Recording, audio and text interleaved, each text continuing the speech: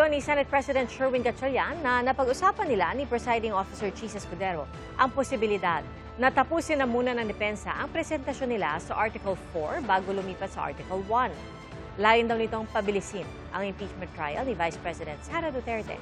Pero sabi po ni Gatchalian, nasa prosekusyon at depensa pa rin ang pagpapasya. Saksi, si Ian Cruz. Natapos na ng prosekusyon ang presentasyon ng testigo at ebidensya para sa Article 4 o ang bantang pagpatay umano ni Vice President Sara Duterte sa Pangulo, unang ginang at dating House Speaker. Matapos ang State of the Nation address ng Pangulo sa Lunes, tututok na ang prosekusyon sa Article 1 o ang umano'y maling paggamit ng confidential funds ng vice.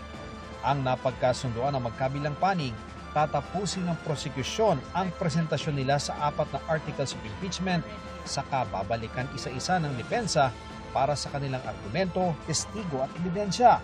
Tumagal ng 9 na araw ang presentasyon ng prosekusyon sa Article 4.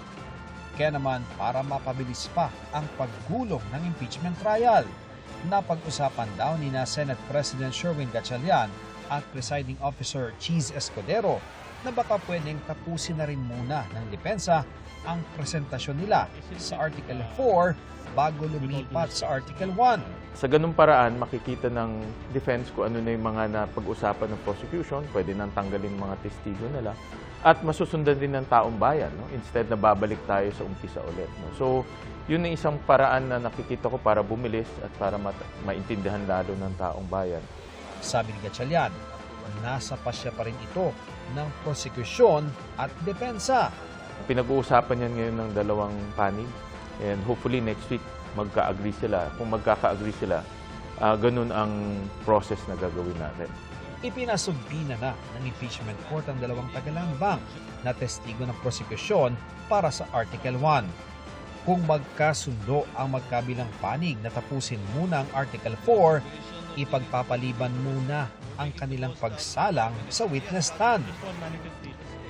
Ayon kay House Prosecution Panel spokesperson Attorney Benjamin Tolosa Jr., pinag-uusapan na raw ang pagbabago ng takbo ng impeachment trial at posibleng magkaroon sila ng desisyon dito sa susunod na linggo. Pareho naman yung gagawin namin na pagsisikapin naming mapabilis to, no, by eliminating yung mga witnesses na pagtingin namin hindi na kailangan umupo bilang testigo dahil na-cover na yung testimony nila na ibang witnesses, hindi na namin ipilit na iupo pa sila. No? So, either way, we will try to do that. But at the end of the day, again, we will respect the decision of the impeachment court on this matter at hintayin ho namin ang pagpapasya nila. Sinikap ng GMA News na makuha ang panig ng depensa sa pamamagitan ng spokesperson nilang si Attorney Michael Wesley Poa.